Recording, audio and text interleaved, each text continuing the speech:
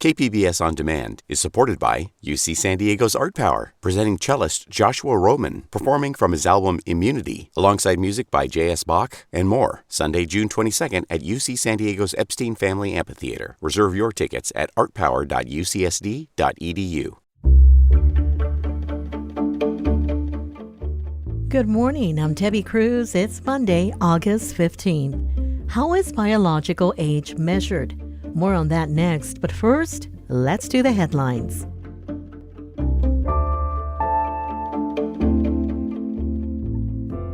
Kids are heading back to school this month. Schools starting this week include those in the Grosemont Union and San Dieguito Union High School districts, as well as schools in San Marcos Unified, Poway Unified, Oceanside Unified, and Del Mar Union's elementary schools. The school year is starting with updated COVID protocols. Last week, the CDC updated its guidance to eliminate the test-to-stay strategy after potential exposure to COVID. New season, new stadium. Starting today, Aztec football tickets go on sale for everyone. The 2022 football season home games will be played at SDSU's new stadium, the Snapdragon Stadium. Single game ticket prices range from $33 to more than $200, depending on the game and seat location. The Aztecs have 7 home games this season. The season opener is on September 3rd against the University of Arizona. Tomorrow, the San Diego County Board of Supervisors will consider adopting a resolution in support of a national bill that aims to protect reproductive health data. The legislation was proposed by Congresswoman Sarah Jacobs, who represents a large portion of San Diego County.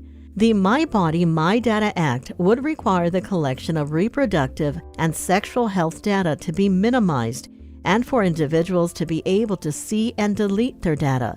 It would also allow consumers to sue companies they believe violated those rules and their privacy. From KPBS, you're listening to San Diego News Now. Stay with me for more of the local news you need.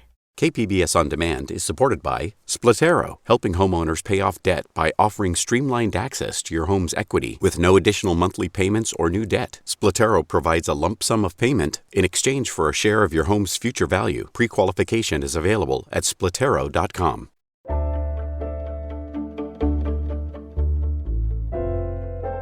If your lifespan is the number of years you live on Earth, what is your health span? A study of accelerated aging shows that a person's biological age may be very different from what it says on their birth certificate. KPBS science and technology reporter Thomas Fudge has the story. An exercise studio with a hardwood floor is filled with senior citizens moving to R&B music. This is a soul dancing class taking place in La Mesa. It's one thing people do to remain fit and stay young. And while staying young may not be literally possible based on the time you've been on this earth, the idea is not so far-fetched when you consider a person's biological age, which is the state of your health, or, as it said in a UC San Diego health study, a person's epigenetic age. And then epigenetic age refers to someone's biological age. It's one way to measure biological age, but it captures the health of your tissues and cells and organ systems using the methylation marks across the genome. Purva Jain is an epidemiologist and former PhD student at UC San Diego. Her article on epigenetic age acceleration among women appeared in the journal JAMA Network Open. The methylation marks she mentions are molecules that attach to your DNA, causing some genes to be expressed and some to not be. In Purva Jain's research, those methylation markers were revealed through blood tests of about 1,800 women.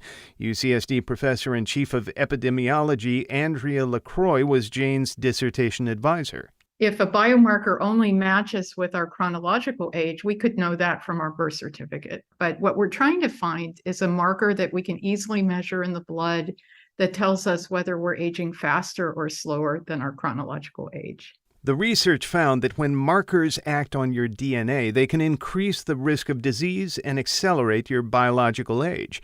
Jane says that has a profound effect on how long we live and how well we live. So what we found is that for every 5 to 8 years of epigenetic age acceleration, you had a 20 to 32% lower odds of living to age 90 with intact mobility and cognitive functions. Jane says those methylation markers are kind of like traffic signals for your genes. But how do they get there? In the case of accelerated aging, it could just be bad luck. But scientists say that well-known factors like lack of exercise and poor diet do influence your health. Put another way, they can determine your health span. Again, Andrea LaCroix. Many of us think about growing older, and the thing we fear most isn't dying, but losing the ability to live the lives we want to live. At least in surveys in the past, that's what older adults have told us, that they don't care as much about living to be the oldest age they can be, but they care a lot about being able to do the things that they love doing for the longest period of time. And that's really what health span is. If accelerated aging can be reversed or stopped altogether, that's what some of these people are trying to do in that La Mesa exercise studio. The studio, part of Oasis San Diego, has many fitness classes for old folks.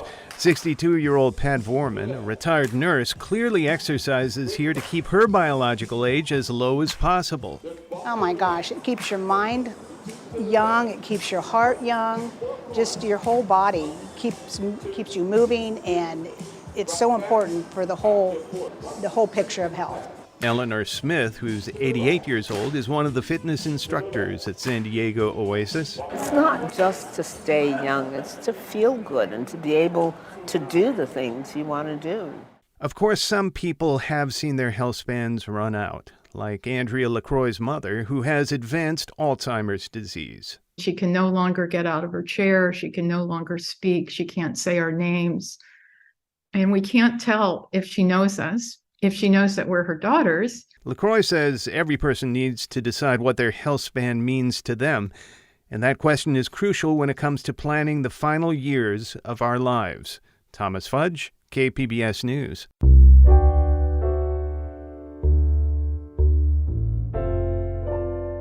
Fentanyl seizures by law enforcement on the border continue to increase, along with deaths. Randy Grossman, the U.S. District Attorney for the Southern District of California, said 60% of the seizures are from San Diego and Imperial counties. He called it the epicenter of fentanyl trafficking in the U.S. The other statistics that were equally as impressive and deeply concerning are not just seizures, but the deaths in San Diego County alone. Over 800 deaths attributed to fentanyl overdoses in the year 2021. Grossman says that in the last 5 years, prosecution cases for fentanyl increased 1,600%. In other border news, the number of people hospitalized after falling from the border wall is on pace to surpass last year's record.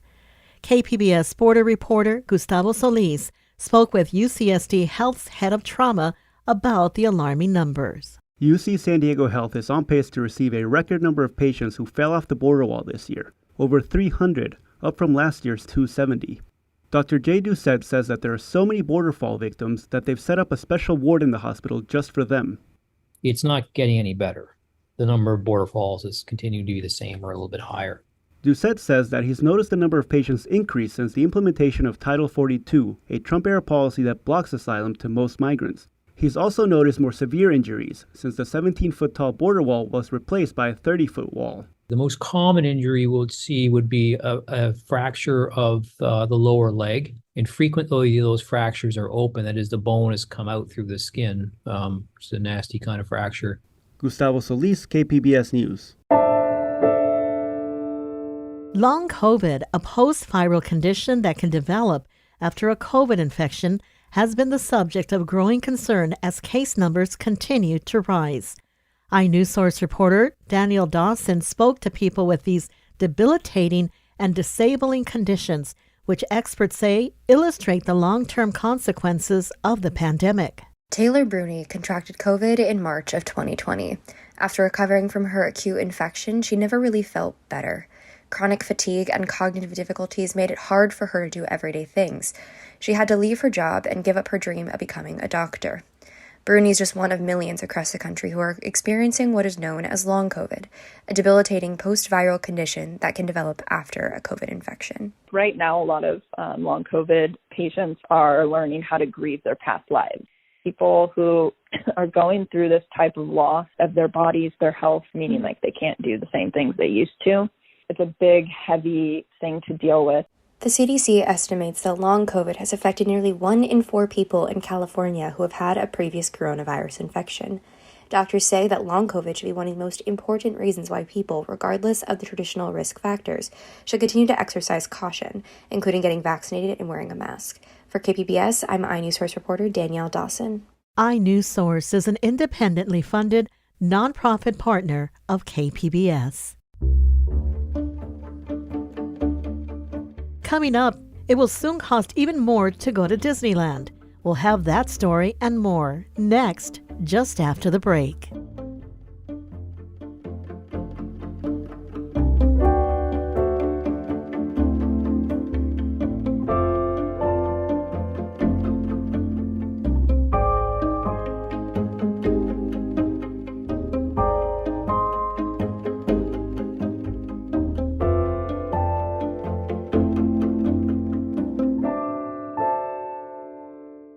KPBS On Demand is supported by Latino Legacy Foundation, presenting their Storyteller series, Reach for the Stars with Ellen Ochoa, the first Latina astronaut. Welcome Serenade by the all-female mariachi Amapolas, Sunday, June 29th. More at latinolegacyfoundation.org.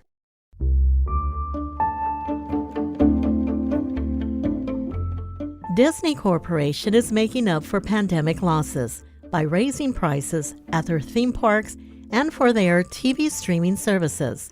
KPBS reporter Thomas Fudge has the story. As theme parks and movie theaters shut down due to COVID, Disney Corporation lost billions of dollars in profits. Miro Kopik is the founder of Bottom Line Marketing and a business commentator for KPBS. He says the company is making up for that with plans to raise prices at their theme parks and to increase the cost of their streaming services. Kopik says higher prices are also keeping pace with the rising cost of the shows they produce. Disney, Netflix, HBO have all committed over $20 billion over the next few years each on the production of content for their streaming services. As Disney prices go up, inflation nationwide has cooled down. The June inflation rate of 9.1% fell to 8.5% in July, thanks to decreases in the prices of gas and energy. Thomas Fudge, KPBS News. Princess Cruises has canceled nearly a dozen round-trip cruises in and out of San Diego. KPBS reporter Jacob Ayer says the cruise line cited labor challenges as the reason for the cancellations. Darcy Healy is an avid cruiser. She's dealt with canceled cruises due to the pandemic, but remains optimistic about her upcoming trip on the Princess Discovery out of the Port of Los Angeles in October. Even in light of the recent cancellations the company has made in San Diego. Princess has canceled, they say because of labor shortages, which I believe, because they want the money. And San Diego definitely wants them here for the money. Princess still plans 13 sailings starting later this year in San Diego. According to the Port of San Diego, it's anticipating roughly 140 cruise calls for the 2022-23 season, with ships at or near full occupancy. That's up roughly 45% higher than last season.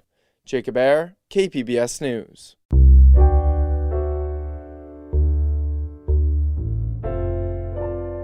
San Diego's now the first county in the nation to have accredited geriatric emergency departments in all of its eligible hospitals.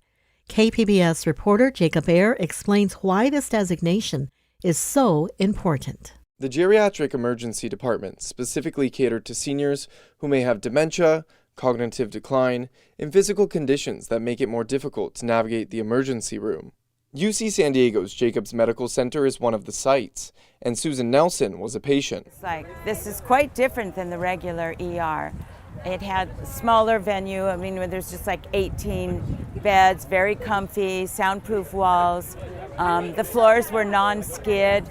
According to county officials, the GEDs have the potential to reach over 275,000 seniors, who account for roughly one-third of all ED visits in San Diego. San Diego County is now home to 18 accredited GEDs across the region. Jacob Ayer, KPBS News.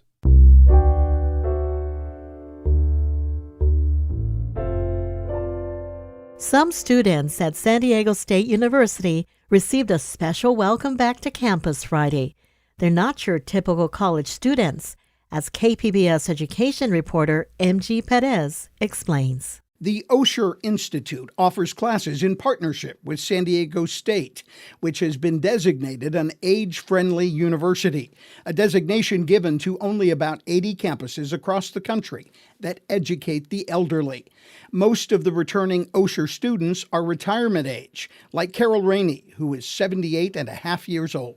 I've taken music classes, philosophy classes, literature, history, movies, just about everything. Qigong. That is a type of karate. Other classes offered range from philosophy and music to history and literature. Classes cost about $100 tuition, with scholarships available. MG Perez, KPBS News. That's it for the podcast today. As always, you can find more San Diego news online at kpbs.org. I'm Debbie Cruz. Thanks for listening and have a great day.